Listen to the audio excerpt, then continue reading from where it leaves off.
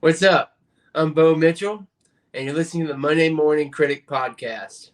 Yeah, I did not know how much of a skateboarder guy you were. Like I never realized it. And that's one of the great things when you research somebody's life, you come to the conclusion that like, wow, they're so much deeper than what you see on screen. Tell me about what Hick Warehouse is, Bo. Oh yeah, that's rad. Sick, dude. Yeah, you looked up that type of stuff. That's cool. Thanks for checking in on all that. Yeah, Hick Warehouse is a skate park and like skateboard pro shop that I ran and owned for like almost 10 years. Right at 10 years. The shop started first when I was about 14. I started like buying and reselling like skateboard accessories, like just essentials like the wheels and the boards and stuff. And then about the age of 17, 3 or 4 years later, we had got kicked out of our space we had leased because we were skating in the parking lot and we had built a bunch of ramps in the parking lot. So yeah, we got kicked out. And I was just like, well, I guess that means we need to create a space. The next place needs to be bigger, needs to have space for skating and for the selling of the skateboards. So we found a warehouse, and yeah, the company's name was HIC already, so we just HIC warehouse kind of happened, and Hick warehouse is how everyone pronounces it because the acronym was a pun on just being from the South. So, Gotcha. but yeah, man, cool, super fun time. Amazing skate park we built there in Aiken, South Carolina, and we not to sound corny, but I think we changed a lot of people's lives. There was not any proper skating going on there, and so to skateboard, you had to go to a rundown skate park that was kind of unsafe, or you just had to go out in the streets. So we got a lot of kids into something that I think was positive for them, and brought a lot of cool events to the city too. So yeah, it was just a fun time for me because I love skating, so it was great. Yeah, that's pretty awesome. My sister's husband, he builds ramps because he's sponsored by Mongoose and mountain biking. So Oh, yeah, cool. so kind of it got me thinking of that. But yeah, the Yeah. fact that you provided a place for kids to go, it's like people forget those jackass guys before they were doing zany things were like the most fantastic skateboarders on the. Like, they were really good. Like they're Yeah, a lot of legitimate. them. Yeah. And their whole lives revolved around skateboarding. But what do you think it is about skateboarding that you just love? I mean, going through your Instagram, and for those listening or watching, Bo's Instagram is on the page. But if you guys take a look at it, you really are legit. Like, you love it. Like, this is a passion of yours. Yeah, it is. I don't quite know, to be honest with you. Yeah, there's a few parts of that I want to tackle too, because first of all, the Instagram page, I was kind of looking at it, I was like, man, I got a lot of skating on here. I'm probably gonna have some people kind of weirded out because a lot of people just kind of hit the follow button because they're like, oh, this is Brucks or whatever. Or this is Wayne from Eastbound and Down. And they're like, what the hell is going on here? It's not really skating, Yeah. but no, yeah, I love it, man. Skateboarding is just a special activity. I don't quite want to call it a sport. It is recognized. It's in the Olympics as a sport. And I do think it can be that, but it can also just kind of be like a form of expression or exercise. It can be a lot of things besides having to compete. It's a lot like golf. I don't know if there's any golfers out there you golf, but golfing, you can compete with someone else, but ultimately, in the day, you're just competing with yourself. And I Yeah. think that's one thing a lot of people love about skating. Um, and there's a lot of skateboarders that get into golfing in their old age because they get too old to skate, is because it gives you that like weird mental battle that's Yeah. kind of like it's addicting kind of in a weird way to like overcome something mentally, but it's also extremely painful and can drive you insane because you're like fighting with yourself. So weird, I get but it. you get it if you experienced it, and it's just really cool. I think that's one thing that keeps people hooked, or gets people hooked. But then as well, I personally, a lot of skaters just love the culture. There's so many fun, cool people in skateboarding, and you make so many friends, especially coming out of like the past 20 years in skating. It's changed a lot, but back when I was younger, it was like if you found somebody with a skateboard, then you had to be friends, even if you hate each other, because there's no other skateboarders in the area. So and it kind of is just a catalyst for friendship and camaraderie and stuff. So that's really cool. And like another thing that, like I said, draws me to it. But yeah, man, I've been doing it a while, and it's just it's just passive. It's a part of me. So I think, I think that's what some of those jackass guys have too. It's like when you skateboard, you kind of have these. It teaches you some things just about life, I think, which is really valuable about it. A lot of people say sports do that, and I think skateboarding does that as Sure. well. But it does that on some other levels. I think that maybe football or baseball, soccer, etc., don't touch, and I think that's what drives a lot of creatives to it as well. And so you get these guys that like the people from Jackass that do it, and then it gives them this skill set to be able to go and get kicked in the nads or like deal with these, because all that stuff is mental. Yeah. It's kind of like sideshow stuff, but it's truly like you just have to kind of like, I don't know, like a Himalayan monk, like mind over matter type of thing. So you're kind of like, I think that they channel some of those lessons from skateboarding to be able to accomplish some of those stunts on Jackass, etc. So yeah, I think it plays a huge role in their ability, and then I see it in playing a role in some of my abilities as well. I did a lot of stunts on Cobra Kai. They let me do pretty much all of my own stunts, and I definitely credit skateboarding to giving me some of that. I guess just gumption to kind of go through slamming and taking hits and then not being scared to do stunts and stuff. So, but yeah, sorry, I just ranted. No, big part of your life, man. No, I love Yeah. hearing it. I love hearing it. What's the most expensive board you own? Um, that's a fun question. I guess let me think. I mean, it's kind of funny. Like, um, back in the day, I've had some crazy setups because I was kind of into like some of the tech and all. Right. But nowadays it's a little more simpler. So I kind of just have like one or two boards. I have a few more, but I kind of just keep simple stuff on them. So nowadays, though, like a pro level complete, like the stuff that I ride and most skaters ride is going to cost you like maybe $200. I'm trying to think through. I don't just want to drop a crazy number, but that sounds about right because the Right. trucks cost about $50, and that's like the metal suspension. Yeah. And then the wheels cost about 30 to 40, and the bearings that go in them cost like 20. So we're up to like roughly 100 and some change. Then a board and grip tape's going to cost you like maybe 70, $75. And then you have hardware, which is like $4 or $5, about 180. Right. Yeah, so And certainly an affordable. If some kids who are listening or watching want to get into it, it's certainly affordable when you consider like there's mountain bikes out there that are like $20,000, right? I mean, yeah, you know what I'm yeah, it saying? So, totally is. And I mean, you can make a skateboard worth like $400 or $500 too, but yeah, it's not really going to do much different for you. And yeah, there's yeah, like so many companies out there that make it easy for kids to get into skating, and they make these like B grade level completes that are. You're not talking about the Walmart completes; those are kind of like D minus. But the B grade level completes are like there's a company that makes a lot of cool ones called Globe, and they do. I'm not like sponsored by them or anything. no, no, I get it. Yeah, And yeah, they make a wide array of completes, and there's so many other brands that do it because you got to keep people coming to the sport, to keep making money. So they make a lot of like accessible completes in the 80 to like 120, 130 range, where you get like everything. It's all basics, but it's like you're gonna be able to learn to skate on it. And sure, sure. so yeah, so there's a lot of entry points, but yeah, there's not like that much like out there where it's like, oh, I have this $10,000 skateboard. There are a handful of memorabilia items, like old pro models and stuff, maybe with a signature on it that is worth like a large amount of money. I think there's a few like in the close to $100,000 range. Wow. There's a handful. Yeah, it's basically a piece of art essentially at that point. Yeah, yeah, yeah. And I don't want to think I'm stalking your Instagram, but I have one more thing I wanted to No, ask that's you fine. because what we do have in common is I'm a huge sneakerhead, and I think you might be Yeah. kind of a sneakerhead. So I want to put this up on the screen for those listening. Um, I really, really these are awesome. You got these a while back. Tell me about these. Oh man, I love this. This is great. Yeah, dude. I mean, Instagram is public knowledge, so Yeah. Okay. I you don't can want you you to. can talk Yeah. about all you want, but I'm a sneakerhead, and when I saw those, you have a pair of those in that color, and then like a white pair with a yellow, and they're gorgeous, man. They're yeah, beautiful yeah. sneakers. Tell me I about got those. I got a pair in here with me.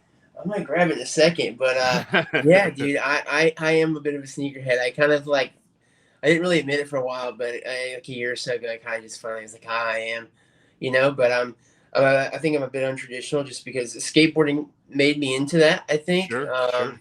I always come back to this now that we're talking about it, but basically, like, when you skate, that's another part of the setup that we didn't really touch on is that you need good shoes, and shoes that have a particular design to them, like usually flat-footed and suede, and so. And so I just kind of started getting nerdy about shoes by accident because I'd be buying these shoes. And be like, oh, is this vulcanized or cup sole? And like, oh, how's this gonna feel my foot? And like, I got into this super super like subconscious level of knowledge about shoes by accident, and Yeah. and then learning about, oh, how is this gonna rip? Like, is this gonna last like a couple days or a month? And just anyway, so that happened, and then it just kind of got to the point to where I started collecting some because I would buy them and be like, these are so cool. I don't want to skate them, I don't want to tear them up, and then here we are. So now I have this very odd collection of shoes, but yeah, those were special though. Those were like I fell in love with those Gundam Dunks because I love Dunks, and I love anime, and I love the Gundam series. I was just like, oh, Nice. this is like all this stuff is colliding on Yeah, like they were made for you. Like they were made yeah, for you. Yeah. I guess so. I don't know. Yeah. It was crazy. So it was like, it was my birthday too. So I was like, I'm gonna get both pairs screwed. I ended up actually entering a bunch of raffles and ended up getting three. So I got two pairs of white, a pair of the blacks. I've been skating a pair of the white ones, and it's been so fun to like, just to get to skate those, man. It's cool. I love it. So, and have them on your feet, look down, it's exciting. And then they actually skate really good. They have so many layers of leather on them. They're very tough. So they actually are great skate shoes if you want to destroy them. It's kind of expensive, but yeah, hard to get, but they're gorgeous looking sneakers, Bo. They're beautiful. Thanks. Yeah, man. It's cool what they did with them too. Not to like go on a tangent, but one thing they didn't really advertise much is how many accessories they came with. So they came with a really cool sticker pack, which is like Gundam decals, and then they came with multiple checks, and they're all removable. Oh, they're cool. Different colors, and then they came with like 5 different color shoelaces too. Yeah, it's crazy. It's really nice. I will pop out. Give me 30 seconds. Let me see if I can grab this pair down here. All right. Yeah, because we're talking about it. I have to.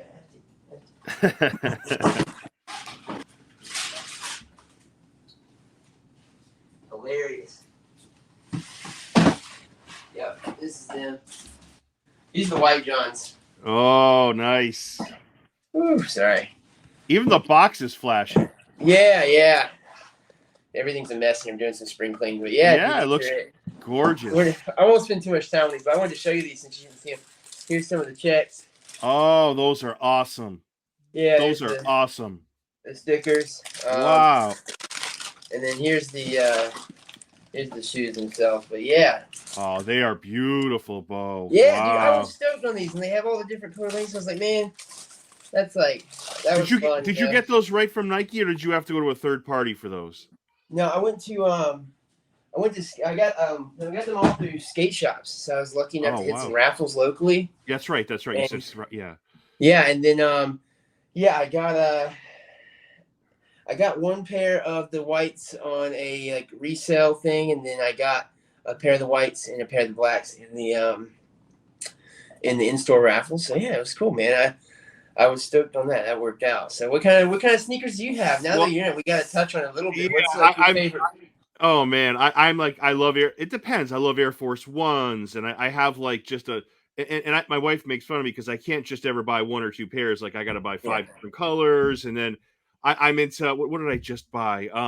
Kill Shot 2s, which are beautiful old school sneakers. I mean, so it's like nothing like. I bought a pair of just recently a low cut Jordans, which I mean, nice. And what Nike does, Bo, is they limit you, right? So there are people that buy them with the intent on flipping them for $50, $100 profit. Yeah, I'm not smart enough to do that. I just like wearing it. Like I'm not gonna. Right. I'm not a businessman. I don't know how to do that. So I just love wearing it, man. But when I saw those, I'm like, I love the pair that I put on the screen, and I love the pair you just showed. But I totally would get that first pair if they were available. I totally would. They're like beautiful. Oh yeah, dude. They look so good. Yeah, I kind of lost my mind when I saw them, and they nailed it with the detail and stuff. So it's really satisfying when you buy a product and you kind of are happy with it. It's kind of like when people turn a book into a movie, you know. You Yeah, always I like get it. something. Yeah, they Yeah. nailed it there. There's no complaints, so that was Yeah. awesome. Nice, nice. So, you know, just getting are you still in South Carolina or did you move west, Bo?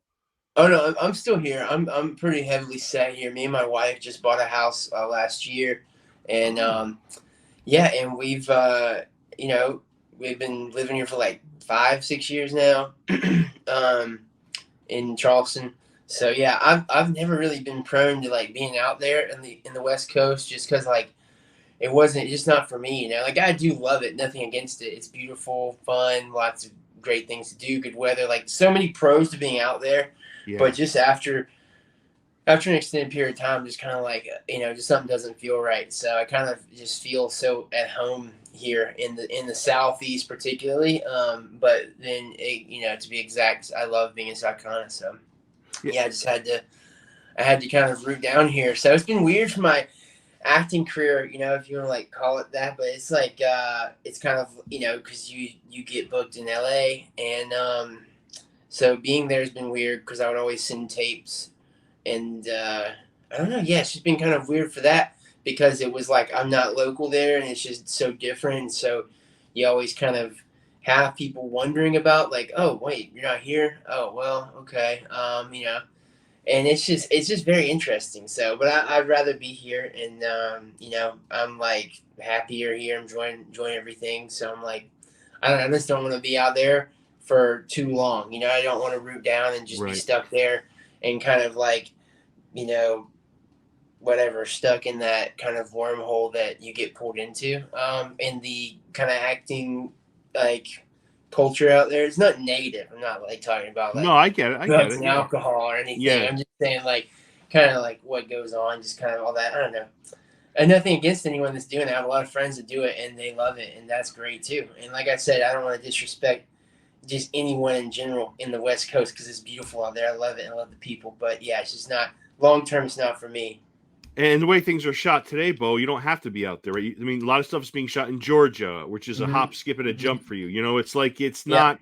You know, things aren't like they were 30 years ago, as obviously you know. But like, yeah, I mean, and the other thing with South Carolina is, Bo, it seems like people are flocking there because it's just so stunning. Like people are buying, their getaway homes in South Carolina, where people used to go to Yeah. Florida. Now South Carolina is that new place because it's just so beautiful, right? Yeah. People love it here, man. It's been so interesting to see. It's kind of funny. It's like, you're late. You're late, but welcome. We've been here for a long time enjoying this, but hey, come on over. Yeah, no, it's kind of crazy. That is like a weird. So the digital age and all on top of COVID has made like this being able to act from anywhere a thing. So I was kind of ahead of the curve. I remember thinking, getting some emails like, "Oh, this is the new standard. We will now be doing tapes only." And I was like, "Oh, I got ahead of the curve here. I've been doing this for years." That's right. So, but it's just kind of a lucky thing that fell in place for me. But it's really good though. It makes it a little bit easier for me now to be out here.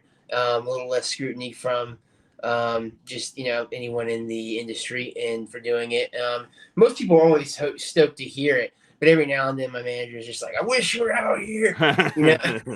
But it's cool, man. I love it out here, and like you said, yeah, people are shooting everywhere now. And it's still weird that you still usually get booked in LA, but like I said, that's starting to decline as well. Yeah. And yeah, Cobra Kai is a great example. They shot in Atlanta, um, you know, and that was like the first season was like 5 years ago or something. I don't know. It was a little while ago, and so it was like Atlanta has always been a big thing, a big film city, but they started. I think that was kind of the beginning of their like escape velocity was around that time because people couldn't find a place to go up to North Carolina to change their tax brackets and all, and so it's just Georgia clicked, and they were ramping up, their capabilities for production as well, and their spaces for production, and then people were moving there. And I remember walking on the street in Atlanta filming Cobra Kai. We were downtown, and we were in one building. We walked to get lunch 3 blocks, and we ran into like 5 different productions. One of them was a Marvel movie, and we just hit like people. There's between the group of us, which was most of the kind of those core like first season characters. We we all hit somebody that we recognized from a past job. We're like, oh hey, oh you're doing this, we're doing that. So it's kind of a funny little world out there. But Yeah, yeah, the Walking Dead's out there, Marvel's out there, Cobra Kai was. I mean, right. there's one after another, after another, after another. So where was and we'll get to it in a little bit. Where was Eastbound? Was that is that Georgia too, or am I off with that, Bo? No, it's a little bit. I don't think they ever shot in Georgia. They shot around a lot, but they mostly shot in North Carolina, Gotcha. Okay. in Okay. Wilmington, and Okay. that was back when they did have the tax advantages for film in North Carolina, and it was huge there. People called Wilmington Wilmywood as like a joke, and they had a huge studios, Screen Gym Studios there in the swamp. So it was hidden off of a highway, and then you drive a few miles into the dark depths of the swamp, and then you appear at this like gigantic Warner Brothers type place in the middle of nowhere. So very cool. And yeah, it was a metropolis for film for a while, and we shot most of our seasons while that was still a thing. Yeah, I mean the only other places that shot besides North Carolina was I think they did a lot of stuff in Myrtle Beach that season 3. A lot of that really was Myrtle Beach. I think the Mexico season 2, that was mostly Puerto Rico. Yeah. And yeah, besides that, I don't know. I feel like they probably had some pickups in random places, but generally those are the big 3. Yeah, but I don't get why states, why all of them wouldn't have tax breaks and want people to come into their state and shoot movies, right? Because it creates money, it creates all this opportunity, and yet some of these states are stubborn and they don't want to give these tax breaks, which I can't understand. Like, if you want people to come into your state, man, just do it. Like, I don't get what the hang up is sometimes. Yeah, I don't know either. I wish I had much more insight into that, being in my situation and all, but I really don't. Yeah, I don't know. It's interesting because living in South Carolina right now, speaking of Eastbound and Down and all, Danny McBride's production company is here. They're based actually in Charleston, South Carolina, right across the river. Their office is right across the river from where I live, and they, yeah, they have been advocating for this for South Carolina. They've been fighting really hard. Danny and his team have actually went to the state house in person and spoke with people. And I don't know. I think they're hitting some walls, and it's kind of just sad. Yeah. But it has inspired some people to take up arms. I know that we're having some nonprofits kind of emerge to do some filmmaking grants in the area for young filmmakers, and I believe that the state has even created a grant. So it's kind of it's almost like disrespectful based on like what they could do, but it is better than nothing. That's right. Yeah. So it's cool to have that happening. It's a start. So we'll see how it ends up in 5 or 10 years, but I mean it's happening down here, man. We had an M. Night Shyamalan show on Netflix down here. We've had obviously Outer Banks is filmed mostly here. Yep. Righteous Gemstones, and then a handful of other little gigs, random things are shooting here. Yeah, I mean Charleston's growing. It's pretty cool, man. It's pretty cool to be watching that, and just to run up on film sets and I just see signs and stuff, whatever. Like, I'm just like, oh, that's funny. It's kind of enjoyable, honestly, to watch from the back seat. But yeah, it's cool, man. I was so hoping you were going to be a part of Righteous Gemstones. I was like crossing my fingers when it first came out. I'm like, oh come on, he better be on. He better be in it. Like it's and there's still opportunity because it's not done yet. So Yeah. Yeah, I So don't even know. I just kind of let them do their thing. They've always like when I was like doing Eastbound and Down, I never understood what was going on the whole time. I didn't know what was happening at all. It's just like I was so young too for most of it. Because that episode 1 was the pilot, and I was like 12, and then 6 months later I was 13. And came back, started filming season 1, so I was like a baby. And they would just tell me like, "Oh, just don't smile and be quiet." And I was just like, "What? This goes against everything I've learned." And it was like, and then I didn't get it, until like I start watching it, and it's grown on me more. Like I recently rewatched some of it because we had some friends over, and they wanted to watch it, and it was just like, yeah, I was just like, oh man, this is even funnier now that I'm just standing there silent. I don't know. It's kind of like just growing into that and getting it. But yeah, so I just kind of let them do their thing. they come around, and when they have an idea, I'm just like, all right, we'll do that. But it's pretty. It's up to them. They have a great creative control and idea on what's funny. His camp does. Danny McBride's crew. Yeah, Jody Hill, all those guys, they just get it. When you say you've been acting your whole life, you're not lying. Like, you've been acting legitimately since you were a toddler, right? Yeah, man. Yeah, yeah, I got started young. It was a different time when I was as a baby, and it's not that long ago. I don't want to like try to sound like I'm old, but I mean I'm getting there. But it's like time has just changed so much in the past 20 years, and back then you were getting like spotted in malls, and that's kind of exactly what happened to me. And I basically got picked up in a mall by an agent, and they had some gigs for me. They're like, "Oh, this baby's perfect," blah blah blah.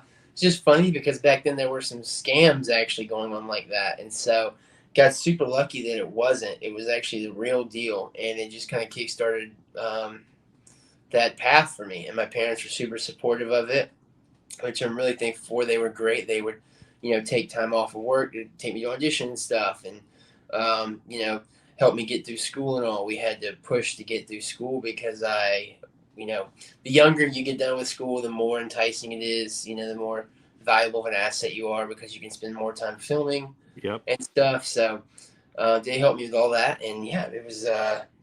It's been a crazy ride, man. I've been doing it for a long time. I've seen a lot of stuff change, and it's been cool. Yeah, Eastbound and Down, easily one of the top 5 greatest comedies ever. I mean, there's no arguing. I mean, it's a fact. You Yeah, know, thanks, man. so your Twitter, your not Twitter, your Instagram handle is a homage to your one of your scenes in Yeah, Eastbound and Down, where he calls you Blonde Ambition Tour, right? yeah, totally. I think a lot of people don't catch it. I love it. Yeah, it's just like it was just funny. I remember It's like again, I started Instagram like the month it came out, and I was just on this app, and I was like, I was like, I was using Facebook at the time, and I was like, this is different. I don't want to put like my government name on there, Like, Sure. I'd rather just like have some fun with this, and then boop, that happened, and then I just kept it. It was funny. People started calling me that, and just out and about, and then I was just like, all right, this is hilarious. So I'm never changing it. It's funny, like Yeah, yeah. it's got some of the greatest characters ever. And if we're talking about a really great spin-off, like from the Cobra Kai, it's Mm-hmm. got to be. If I had money, I would fund this thing. A Johnny Lawrence, Kenny Powers, like buddy comp, like that would be like the Oh best, my right? god, I mean, yeah. perfect.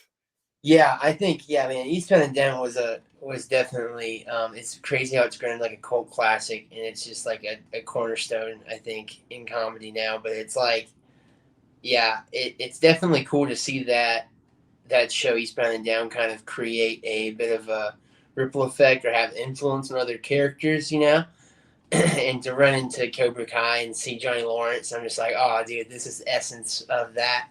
And Johnny did a great job putting his spin on it, and I think the directors obviously didn't want to you know make a carbon copy, but I think everyone is would come out and say it was definitely an homage to Kenny for Sure, sure. sure, Yeah, sure. Yeah. Stevie Janowski is one of the most underrated characters in all of I mean, he is yeah, batshit crazy. Steve Little is a goddamn genius, Bo. yeah. He is, dude. I remember.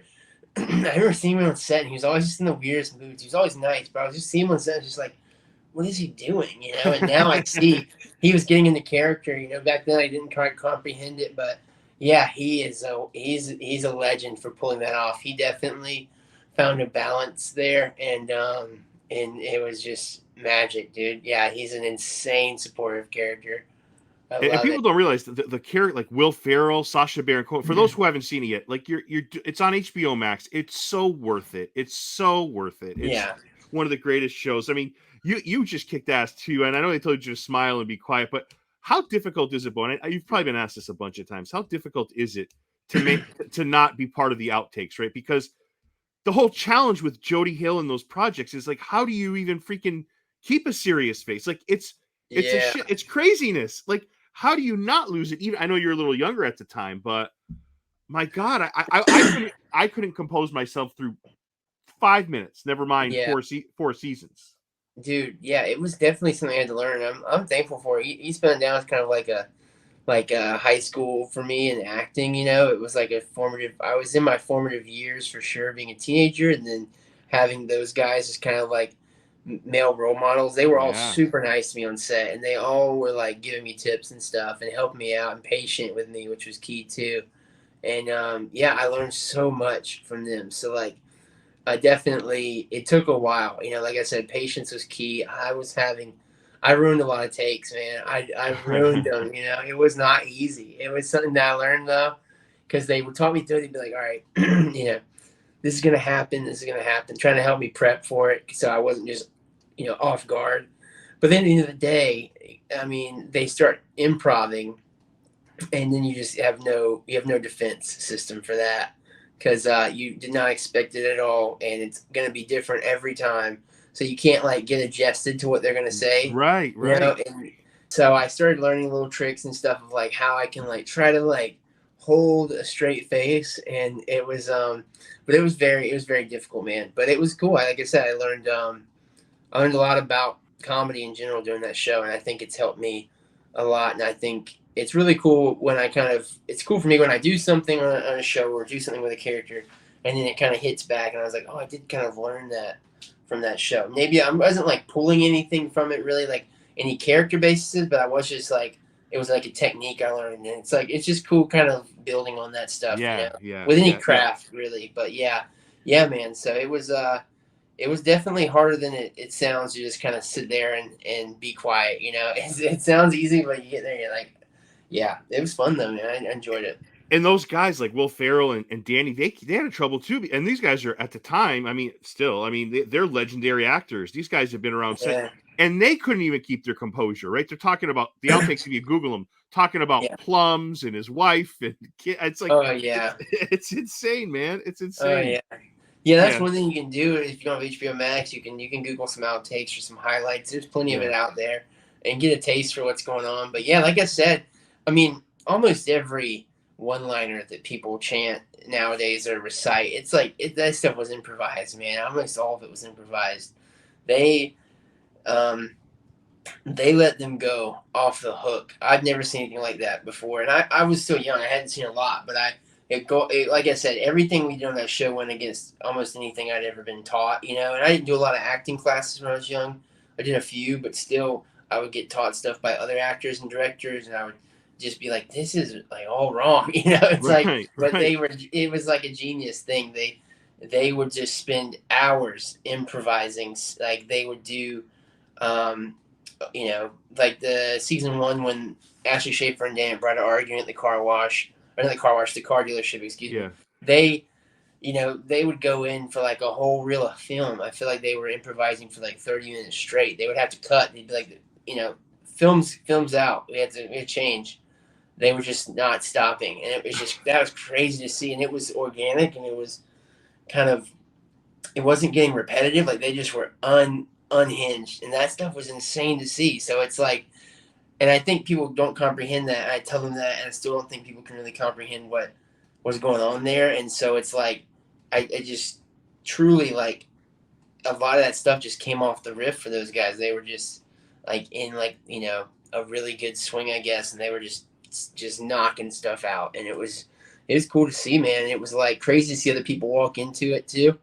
And you had guest stars and all appear, and then you know Kenny or someone's gonna just like you know rail on one take and just get them you know and they're just crack and they just be like, oh yeah, you know, you do a scene a couple times and they're like, all right, we got that. And they will go again, and then you know you watch Dan Bride like just say something extremely off the cuff and just watch them kind of how they take it, you know. It's Yeah. kind of like fencing or something. I don't know. Very, very, very It cool is to like, no, watch. it's a good point, Bo. It is like a competition. It is because you're watching Will Ferrell and Danny go back and forth, back and forth, back. It's like it's like a hot tennis match, right? And Yeah. it's not like they're trying to get each other, but they're so damn creative. That is such a great. And I swear, there's moments where I see Wayne laughing on the final product. Like there's times where I feel like Oh yeah. you're you're trying to keep it in. Like Oh I don't know. yeah. Again, I don't know how you did, especially as a kid. I don't know how you. I don't know how you did it. You No, know. there's plenty, man. You can see me in the background, kind of like smirking, like and just doing my best, dude, to make it through. But Yeah. yeah, no, it truly is like a kind of like a little game of tennis or a fencing match or back and forth. It just like, and just me personally too. Like I said, growing up and starting to kind of get into some of those situations in acting, I start to feel it. And I'm like, you know, it's kind of like anything. Like say you are like, gonna play a sport, right? And you see someone hit a home run, and you try to hit a baseball with a bat. You're like, Yes. whoa, this is hard. Yeah, It's yeah, kind of yeah. that those situations popped in my head. Like this makes what they were doing way more just insane. So yeah, man, it's really cool. Even the little things, Bo, like the middle school is called Jefferson Davis Middle School. It's just Yeah. all the little things, you know. I wanted to end with Cobra Kai. I want to talk quickly about a future project you have coming up. Um, were you so? I've had kids that were in the cast of Cobra Kai on the show. Many times it's their first gig. The exact opposite with you. You've been a lifetime actor at the time. Did you have? And they had to kind of go back and watch Karate Kid. You clearly, I would guess, had a background knowing Karate Kid before you got the role, right? Yeah, yeah, totally. Okay, yeah. Unpopular take here, Bo, but I like the Karate Kid. It's not as good as the original, but the one with Jaden Smith is not a bad movie. Unpopular opinion. What do you think, Bo? Am I crazy with that? No, no, I love it. I kind of been holding that in. I feel like I was gonna get stomped Yeah. if I Hey, said it out hey, loud. hey! But High five on that one. You and I are yeah, like a. yeah, man, I'm here. I'm here in fellowship right now with another like-minded individual. I do. I think that movie was it was almost strategic, man. It kept it alive. If that movie never came out, we wouldn't have Cobra Kai. Yeah, Like it gave a lot of kids you know, an access point to that franchise because I was forced to watch the originals because my parents grew up in the 80s. And so that's all of that pop culture is the holy grail to them, which I respect. It's good stuff. But I had to watch all the Karate Kids as a kid. And if it came on like a movie marathon, we'd be like, oh, we're watching this. I'm like, okay, you know. But I loved it. It was fun. I remember watching it. I was like, dang, this is really cool, you know. And then it's just big in pop culture. Even before Cobra Kai came out, people would use it. You know, Mr. Miyagi quotes and lyrics and stuff in music and stuff. It's got a deep pop culture reference in America. And then I think when Will Smith took it over and did that one with Jaden and Jackie Chan, to me it was just like it was great for me. You know, where I was as like a teenager because I love Jackie Chan and I love Will Smith, and it was just cool to see his kid act and just to get that take on it. You know, I'm a huge nerd in anime, so I love like Japanese and just Asian culture in general. So it was like really cool seeing that, just seeing that spin on it. So I enjoyed it a lot, and yeah, like I said, I think it was something that's really underrated because I'm willing to bet money that if that didn't come out, we wouldn't have this series here. I mean, we could maybe we would, but I don't know if it would be as big because you have some people my age that were like, oh, I watched Karate Kid, and they really just watched the Jaden Smith version. They never seen the originals, and they're like, well, I'll turn this on, and they turn it on, and then boom, they get like force fed this whole other alternate dimension that is the Karate Kid franchise. So, but yeah, dude, I love it. yeah, and you bring up such a great point that no one that I've done these interviews forever. I've read a lot of stuff. You bring up a point that no one brings up. People assume it went from Karate Kid in '84 to Cobra Kai in 2018. That's not what Yeah, happened. You're right. This movie played a part in kids. It was like bridging a gap, Bo. That is such a good point. I never heard anybody say that, but you're right with that. You're appreciate right. it. Yeah, man, Yeah. keep the torch lit. Yeah, yeah, and it's such a well done, and nobody's saying it's better than the original. We're just saying it's a Right. really good movie. That's all we're saying. Yeah, Um, man. yeah, but for a guy who's a big fan of it, as for those listening, obviously you play Brucks, and he, what a great honor to get to in the first episode. What is it called? Degenerate Ace or something like that. Ace Degenerate, and it's you get your ass kicked by Johnny Lawrence in the first episode I since know. '84. Man, what a badge of honor, man. I know. I walked right into that when I was making jokes on set. I was like, "Damn, I'm really getting my legs swept by Johnny right now." And Man, and like I said too, it was an honor to actually be able to do the stunts. I had to kind of like um, force Hiro Koda to let me do it. I talked to the directors about it first, and they were like, "Well, you need to talk to Hiro." I talked to Hiro, and then I was like, "Hey, man, like I can eat shit, excuse my language, but like I can slam. Like this is nothing. Like let's do it." And I have a background in martial arts too. I did jiu-jitsu, karate, and grappling, kickboxing for years, and so I was like, I get it. Like I want to do this. and you're And so skateboarding too, Bo. Your skateboarding yeah, had it. Yeah, yeah. yeah, exactly. And so I was like, all right, man. Like he kind of had me do some moves with him, not really spar, but we kind of did some stuff back and forth. We did some rolls, and and he was like, "All right, yeah, I think you can do it." And then we did choreography for the fight, and yeah, it went well. That first one went well, and I was like giving it my all. I was like jumping around and hitting the ground, and they were like, "Yeah, man, you can do any of these you want from now on." So they've always let me do the rest of my stunts. They let me do them all, and but yeah, dude, that was really cool to walk into, because I remember driving up to Atlanta to shoot that, and I was just like, I don't know what I'm in for. So my manager on the phone, I was like, this could be cool. This could be a big thing or whatever. And I was like, I'm just stoked to meet some of these like old heads, and then I was just like, and I get there, and then it's the real deal. Everybody's like got their pants on, and they're working super hard, and the directors are geniuses. And then yeah, dude, I get my legs swept by Johnny like day one. It was awesome. I was just like, dude, this is great. I'm just loving kind of getting to be plugged into this world just as a fan. It was awesome. Yeah, and then to top off your nostalgic cruise here, you go into Daniel LaRusso's kitchen and say the epic line, "Skinny dips and bong rips," like that. Like, dude, you could not have asked to be introduced to a series in any better way. And we still haven't got to the way your character has exited, but man, some awesome iconic scenes for this guy. Yeah, I was stoked about that. They let me by that point, they let me take in almost full creative control. The only time they gave me direction was when I kind of went too far. They're like, all right, rein it in a little bit, but those directors, John, Josh, and Hayden were great. And we had some good conversations, some really candid ones in the beginning where I was like, I got some ideas, like all around, like vernacular, just culture, like where this kid's at, like stuff he likes and doesn't like, can I go with it? And we spitballed some stuff, and they let me start doing it a little more, a little more. And by the time we get to that scene, I kind of had full creative control. So I think that almost none of those lines were there. I think the only thing that was there was like, "Oh, you're the bonsai guy." Everything else they were letting me just say as I came out the bathroom. Wow.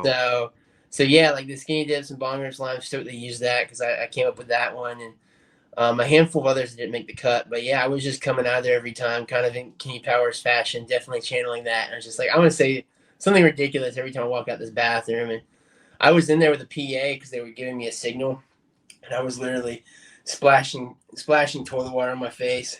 The PA just looking at me, kind of like, "All right, go."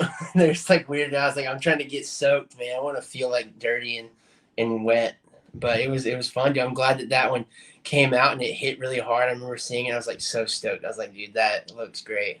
And I remember when that episode was done, they were talking about that line, and I swear, man, maybe I'm reading into this, but Ralph Macchio, I feel like was on the verge of breaking up a little bit. I swear he was about to laugh. Like, you look at it, I watched it last night, and I swear to God, he looks like he's about to lose it. Yeah, he was a champ. They all were, because I was coming out of there like, just like I said, as reckless as I could be. And I think the first couple times it really had them off, even the directors and stuff, because I wasn't supposed to be soaking wet. I was just supposed to be kind of in a tight bathing suit, awkward, and just out of an idiot, like, "Oh, you're the bonsai guy." And I think I was trying to take it further and make myself a complete mess, and an absolute terror to see like if I was him and I saw me walking out of my bathroom, and I would just be like, "Oh my God," and I wanted that, and I was getting those, and I was like, "Yes, this is great." And yeah, they were great though. They were holding on, and I think, we always got good laughs after the cut, and that's always super satisfying when the whole crew busts out laughing after a cut. That's like, you feel like a champ. Yeah. So we got a lot of those, and that was really cool, just supportively too, because you do all that, and then it's crickets after a cut, and no one's like, "Oh, that was cool" or anything. You're just like, "What?" You kind of don't. you need that, to kind of get fired up. But yeah, man, it was cool just to be tangled up with those people too. Like I said earlier, like whenever you kind of cross paths with another actor and you're able to kind of lock eyes and exchange lines and stuff, that's a really cool, special thing to me. Like I said, it's like kind of going back and forth on a match or something, and you kind of get that and get to keep it forever. Like, oh, we did that dance at one time. So, but yeah, man, it was cool to work with him. That's awesome. Are you caught up on the show? Dude, no, I'm not. No, I'm slacking. So I gotta get caught up. But yeah, you're welcome to drop any bombs on me if you want. No, so last couple of things. So one of the things is like I have to say, I always joke with friends who watch the show. We like these are some of the worst adults. We're kidding, but like I don't know if you saw the big fight at the high school. It's like a battle Yeah, royal. The huge fight at the LaRusso's house. It's a battle royal. What happened to Brucks? Why Kreese is watching? Like, are you kidding? Like yeah, those three things would be like headline news forever, right? I mean, poor Brucks. I feel like you're not going to step in and call it off. Like, I feel like some of these adults are like crazy people. Like, I mean, yeah. obviously, I love Kreese. I love Martin Cove. I love the whole universe. I'm not saying that, but like, if this was like a real life thing, I know I'm being a little over the top here. No, Poor, it's good. poor Brucks. I mean, he might have been killed. I don't know. We never hear from him again. He might have been Yeah, killed. So, I don't know. Talk about that scene, man. for sure. That was a heavy hitter scene, man. Yeah, yeah. I kind of knew I was going into. I think it's always good to ground stuff in reality, because then you kind of find the tangible aspects of a world that someone else has created, and so I mean, yeah, obviously that would be headline news if Crease, it got out that Crease let some of their kids smash me, because we're all like 16, you got to admit Yeah, too. It's like you forget kind of how old people are, and you forget stuff like that.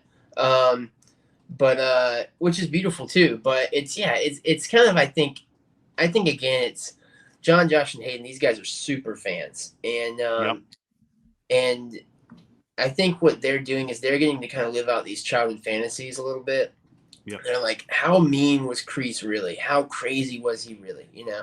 He is crazy enough to let a kid get his face pummeled in his dojo, because that is like maybe low key Kreese's dream for one of his students to truly like finish him. That's his thing. He's like finish it. And no Yeah. one ever does. And this kid finally did, and Kreese is like, Kreese is stoked.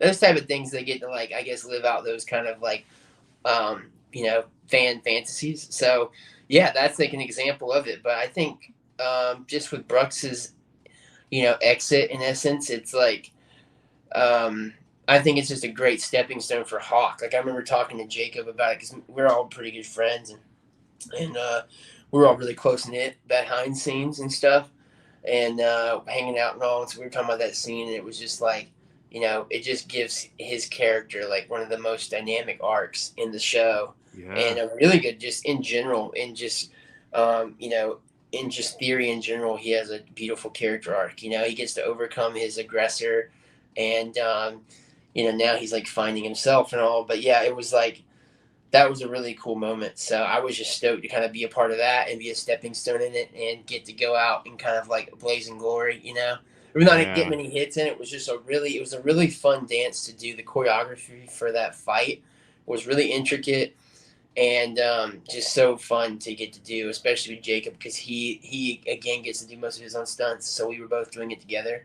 Yeah. Yeah. And Yeah. yeah, man, it was fun to go full speed and do that. And like I said, it was entertaining. I'll go on the record and say we were joking behind set because I was like, man, Brooks is getting his ass kicked, and the directors are he's like, yeah, this is kind of our way of like killing him off, And I was like, yeah, I imagine. And then I was like, it'd be funny though is in the aspect of karma if he came back with a cleft lip. That would be kind of great. Like, Yeah. and they still haven't like said what happened. I'm assuming the beatdown speaks for itself, but that would be kind of great if he came back a little bit, right? That would be great. Yeah.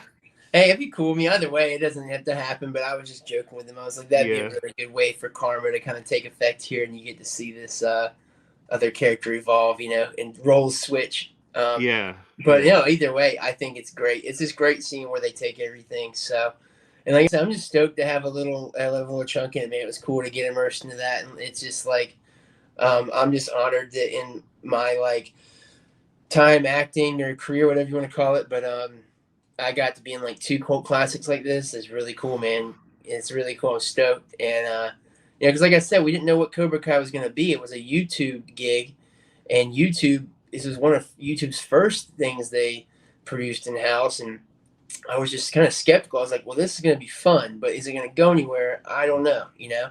And we got 100% on Rotten Tomatoes that first season, which was huge. Got some Emmy nominations, but we still didn't get that traction until Netflix picked it up. So it was like in the early stages, like I said, I still didn't really know what was going to happen with it. Right. And then now, it's just so great to see how it's grown, and it's been accepted by the fans and stuff. So It's funny that you say that, Bo, because that's what it took. Like, I didn't get into the show right away just for that reason. I was like, there's no way, because I'd seen shows before it come and go. Like, there was Knight Rider, a Charlie's Angels, one of the Ghostbusters, the all female one, didn't really work for me. For a lot of yeah, people, Magnum P. I'm like, they're gonna ruin this legacy. They're gonna and but like you said, John, Josh, and hey, they really, they're super fans that wouldn't let that happen. They would not let that happen. And shame yeah, on me. Shame on me for not getting into it right away and not, because this could have gone. I mean, from my perspective, I'm like, this is going to go bad. This is good. They're going yeah, to really destroy this legacy. Just the opposite happens. It right, explodes. It yeah. explodes. So you're Yeah, I mean, right. to touch on it real quick, I had my doubts too, and like I said, like you don't know how big of fans they are. When I got to set, they've had some, they had some assistants that literally just kept all the Karate Kids on go on a laptop, and they would be like, "Oh, we need to reference this," and they would pull up a scene. They would scroll through the movies. They'd pull up a scene. They would look in the background. They'd find something in set deck in the background. They'd be like, "Oh, that was like that. All right, that's how this needs to be." And I'm like, this is so much more in depth than anyone could ever ask for. This is a true passion project for these guys. So just to kind of like show that behind the scenes stuff for anyone that's really curious of how much they love Karate Kid, it's like they are way deeper than you can imagine. It's crazy. Yeah, and I think that's awesome to see. My last, I have two questions. One's about a future project. One's so Yeah. we talked about how Cobra Kai exploded. How did it affect your career personally, Bo? Do you feel like you would have had the opportunities you have now without it, or do you feel like it really gave you a boost? How do you feel about, like, a Yeah. personal point of view? Yeah, it's fun. I mean, I think it's been really cool chip on the shoulder, to have, and people just say, "Oh, you're in Cobra Kai," and I'm just really stoked. Like I said earlier, I'm stoked. I learned stuff from Eastbound and Down, and I get to see myself use that, and it was subconscious. I didn't really Yeah, know I learned it. Same thing with Cobra Kai. I learned a lot about stunts that I didn't know, and I've carried that into some new projects. And then I've just learned a lot about some production stuff, and then just I don't know, getting to make those friends and all. It was really cool to meet those people and make friends with all of them. So it's just that's been it's a life changing part of that. But as far as like in the outside world, I get recognized seldomly because I don't look like the character much, and especially now I don't. But as far as my career goes, it comes up and it's like great, oh cool, Cobra Kai, he's in Cobra Kai.